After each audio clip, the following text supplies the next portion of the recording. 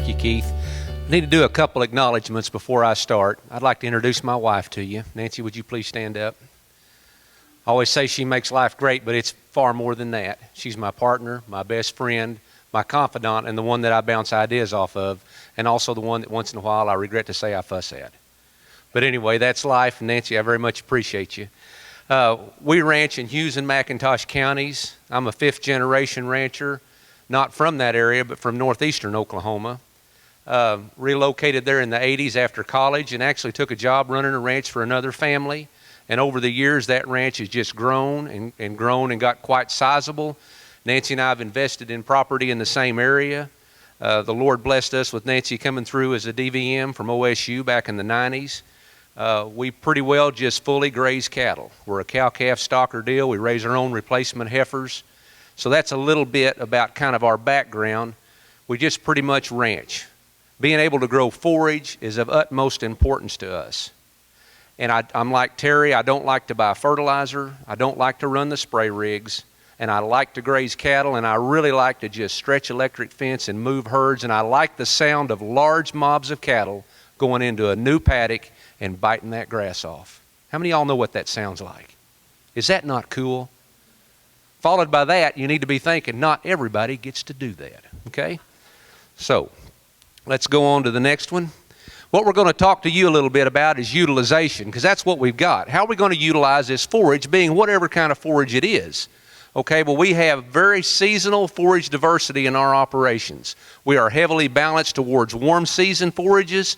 That meets the protein and crude and TDN requirements of a lactating cow until the fall. And we have a fall glut. We have a winter deficit to where it will not. And we kind of rely on introducing small grains and turnips. We subdivide pastures, and we have rotational grazed for several years with pretty large herds of cattle. We experimented with some summer cover crops, and that's how we first kind of started going this way when we droughted out on some sandy soils that had some Bermuda grass monocultures, of which I visited with Alan quite a bit today about. These Bermuda grass monocultures in our area are a problem. Okay?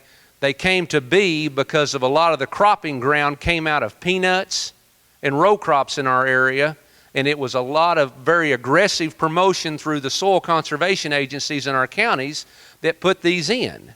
And a lot of people put a lot of Bermuda grass out. We did too. And on sandy soils, it just would not hold up to those drought conditions. And therefore, that was our first experience with a summer no-till cover crop. And I was utterly amazed at how that crop yielded with no input. Isn't that a gruesome sight? Are we animal grazers just a little bit different? That's millet seeds in a dung pie. And I thought that was kind of neat. That was some I would call high-density stocking. It probably wasn't much over 150,000 pounds per acre for us, but it was a pretty large group of cattle that were allowed to graze on those sandy soils prior to introducing or no-tilling in cool season forages in the fall. And that was some of the residue that was left. That's those cows grazing that summer cover crop. Some key points that, water points are an issue.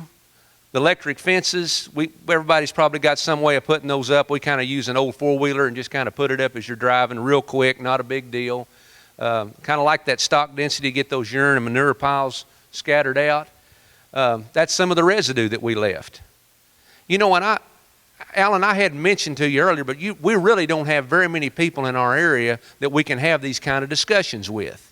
When I talk to somebody, there are very few people that are experienced with no-till, and when you talk to them about, well, now, what can I expect going through that kind of residue? I've heard all kinds of stories from the standpoint, it'll flip your seeds out of the ground. Competition's going to get you. You won't get any sunlight. You're not going to have good germination. I'm of the opinion after watching this, I don't worry about it, and I am thankful to have that residue, and it is not an issue. But nobody told me that. This is we just try to make use of what we've got. Everybody has different systems, and you read all kinds of things from how to set up grazing patterns, paddocks, how to do shifts, what kind of densities, what kind of groups. I'll tell you what, This slide right here just shows the stuff that we have, and we're just trying to make it work. And that's how we kind of do everything. From how we handle our paddock setups. I used to calculate how much grass was standing, what kind of animals I had there, what the requirement was, what kind of residue I wanted left, and go at it at that angle. And you know what works probably far superior? Go out there and look at those cattle. Look at the fill on them. See how content they are. See what they're biting off first. See what they're doing. And then change it tomorrow to make it better. It is not rocket science. Okay, cool season cover crops. This was a cool season mix that was no-tilled out, and it was put in. Basically, it's not a summer fallow because we just do not have bare ground. Bare ground, you can't graze very many cattle on bare ground. I don't know how it is out here, but it don't work well where we're from. So we want something on that soil all the time. This will turn to crabgrass if we have enough moisture. After that, it will turn to a foxtail. And nothing in my world eats a foxtail. And I don't know why foxtail is there. That's one of those things I don't understand. And then we'll go through there, and I'm not a proponent of glyphosate. I wish I could do it better, but I do glyphosate these acres, and then I'll run a no-till drill in, and we'll put in this cool season cover crop mix. This is kind of what the residue looked like. That's after we've done a burn down on it. Now, I'm going to give you a glimpse of kind of what we do. Grazing animals is what we do. You cannot graze them if you don't have forage.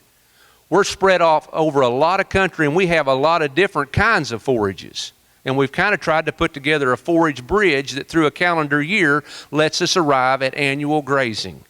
Right here would be some native grass country that we rotate through with spring calving pairs. And let's see, I've had large groups. We've grazed groups as large as 1,800 head in one herd. It would be a combined group of calves, yearlings, bred heifers. We do have some fall calvers starting last year. We usually merchandise those, but the Lord blessed us with, as you know, lots of stock water last year, and because of that, lots of grass, and we kind of hung on to some inventory. Kind of manage our cull cows a little bit differently. You know, those are a pretty good revenue source, and in our country, probably the thing that brings you the least amount of value is a thin suck down cow in the fall time of the year. And we kind of manage those cows. We carry them on over. We graze them through there, and we send them out to Hereford, Texas, and sell them across the scale, hang them on the rail and sell them that way on our cull program. Want to talk to you a little bit about a new day. The cost of operation drives everything. Cost of supplement, cost of cover crops. I know we've mentioned it today about how that cost really is, but it's a little different in my application, and I'll tell you why. I have choices. I have choices as to how I can utilize that land and what that land produces. And I need to make those choices wisely as to not spend too much in certain areas I don't need to spend on. So that's kind of how I approach this. Now, I have a nutritional deficit in the winter. And we could feed cubes and we could feed hay. We could feed cubes and leave cows out on native range. We are blessed to be a part for multiple years with an internship program through the Noble Foundation and have had some wonderful young people come through there. We have no problem finding them something to do. Last year, one of our interns was assigned a task. I want you to evaluate from an economic standpoint what would be the most economically feasible way for us to winter these cows. And I gave him some constraints. One, we could think about a cover crop scenario to where we limit graze, move cows on and off. We could think of a hay and a cube deal, and we could think of a protein supplement range cube out on native range. And what we found was the cover crop deal was not the cheapest. But I'll tell you what, when it's me and Nancy and one other employee and our kids helping and spread over about 15,000 deeded acres, and last winter we wintered about 1,500 cows, I would a lot rather graze cows and move them from one paddock to the next as I had mechanic and fight the mud and start tractors and feed trucks and put the miles on those things. And it just works a whole lot better for us. Quality of life. That is a mature season cover crop mix late in the winter, early in the spring. And Jim Johnson helped us to arrive at the seed mix. That was a beautiful field. We rotated through that with a nice set of replacement heifers all winter. Did excellent on that. That's the driveway going to our shop. That's just volunteer crimson clover that we have kind of managed. It's probably been put out, I really don't know. It could have been 20 years ago. And we just kind of manage that to where that's kind of what that clover looks like. It's a pretty sight in the spring, and I enjoy that. And when you see that, it's about time to start hunting up your turkey calls. Okay, stockpile management. This was December the 26th, 2015. This is fescue on native range. Back in the 90s, we had a quarter of native grass that we no-tilled Kentucky 31 in. Because we just did not, at that point, we just had nothing green in the wintertime on that ranch. And I wish that shot did you justice. That was moving, that was the rain right after Christmas. Mud conditions, pugging out was an issue on our adjacent wheat land, and I was towing about 800 head of cattle right beside a county road, and I was just going through there afoot, walking, and they were just all following me to the next paddock. They had to go out of a couple of wheat paddocks, through a 16-foot gate, go half a quarter through an electric fence gate into stockpiled forage. They were just hooking it right down, just walking right along with me. And I sent my border collies around, brought in the stragglers, pinned them, and it started raining like cats and dogs. And I was about a quarter from the truck, and I just hopped over the fence, and I was just going to hoof it down the road, and my neighbor stopped. And he Yates, what are you doing? You know, he said, are you checking your electric fence today? And I just said, no, and I just assumed he knew what I was doing. I said, no, I was moving these cows up here to some drier land that I'd been stockpiling so they wouldn't pug out my wheat. And we just talked about Christmas and everything and got out of the pickup and got ready to go. And he said, with a puzzled look on his face, he looked at me and said, well, now I guess I'll let you out. You can just get out and go do whatever it was you were doing. He didn't have a clue what I was doing. And his life was a blur. He was running around in the feed truck, setting out hay and cubing everything and fighting the mud, you know. And I have been there. Limit grazing, cool season small grains, residue height. We like to leave, if we can at all, we like to leave some of that wheat and some of that rye and come back to it for a second grazing or a third grazing. It's just kind of like having money in the bank. We have done this very successfully in the past when we baled a lot more hay, and it was easier managing it, wasn't it, Nancy, when we fed hay? But this year we're using adjacent stockpiled forage for their roughage. And when we fed hay in those areas, we would just unroll however many pounds you wanted to feed for that size of herd, and they would go out and graze for a couple hours on the green stuff and come into that, and they would just almost move themselves, and it was just really easy. I'll tell you what, it's a little more challenging now when where they're going is the best it's going to be for another 20-something hours. So I have some challenges in that regard. We have chose to we've been on this program since the first day or so of December. Cow body condition is probably a good solid 5. We calve later in the year than most folks do. Try to take advantage of that nutritional flush to increase body condition prior to breeding that's just naturally given. We'll probably wean these spring calves in February is kind of what the plan is. Okay, the help, I kind of mentioned what that is. These are a couple of the helpers. I was tying up some electric fence and changing things a little bit after we moved to mob one day, and I looked over there, and there those two girls were just sitting there watching me like, what are we going to do next, you know? And they usually go with us and work a horseback or off a four-wheeler, and really good help, and they hardly ever complain. Okay, I want to talk about a few things. I wanted to give you a glimpse of what we do. One of the things we do is we burn. And boy, I'll tell you what, we spend a lot of time talking about organic matter in a group like this, and you're thinking, why in the world would someone burn up their residue? You know, our country is not all flat, and it is not all really good topsoil. We ranch on a lot of acres that are thin-soiled, sand rock covered land that you can't get over with anything but your feet or a horse. A lot of acres are that way. And you know one thing that country wants to grow is bushes and eastern red cedar. And we started, the drought of 11 was one of the hardest times of my life. Terry, I have to disagree with you. I understand your concern. I can make it in the mud because I can buy a snorkel and goggles. But when it's dry, I can't hardly make it. That was the hardest time in my life. We burned several thousand acres. We kind of do a control burn, 3,000 to 4,000 acres, on a 3 to 4 year rotation. We burned a sizable block of that land in the spring before that drought of 11. That was the year we had an 1,800 head mob. They grazed across 10 miles of country. When they went into that area, it didn't take them very long to be dissatisfied. And it didn't take Nancy and I very long to realize, man, this burning deal is something else. We better rethink this. And it scared us enough, we put a quietus on the burn deal until last year.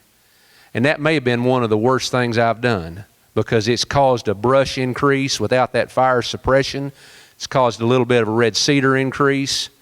And if you can manage those prescribed burns successfully and safely, they are a cheap and an effective way to keep that brush with some pressure on it. They just really are. So all things said, we've learned a little bit. I've talked to lots of people about what burning does to that root on those big blue stem and little blue stem and Indian grass plants. I'm of the opinion that it does not damage that root system. It recharges very well unless you have the stress of an additional drought, and that's like a double whammy in the same year. Okay. This is a unique shot. You will probably not guess what that is. That is out the window of a 1946 Taylorcraft, probably somewhere around 1,500 foot, and it's looking down on last year's controlled burn. And what you're seeing right there, those aren't specks in a petri dish, and that's not fungi. What that is that's looking through the window at that plane, and that's looking at brush piles where a Marshall tree saw was run on a half section, and the brush was piled with the grapple, and we just let that stuff just cure out and just let it lay there, and then when it comes around in that rotation, just burn that pasture like you burn everything else. And look what those brush piles look like. Those are ash piles, y'all. And that's just one way that we just kind of put a little pressure on that brush and try to clean it up a little bit. Well, this is, I think, my last slide. This is Nancy's new puppy she got about 1.5 years ago. That's old Pennywinkle. And you know, old Pennywinkle's had a tough day beside the chute. That was preg checking day on heifers, and she got tied over there to observe from a distance. Okay? And you know that little old gal, she just kind of sat there and she was back and forth wanting to get into everything just that whole day, and she spent just a whole day in the mud. But you know what? She's glad to be here. And I'm thankful to do this, and I'm thankful that God allows me to, because it's a stewardship issue, and I want to leave this thing better than I found it, and He's the one that I don't want to disappoint. Thank you all for having me.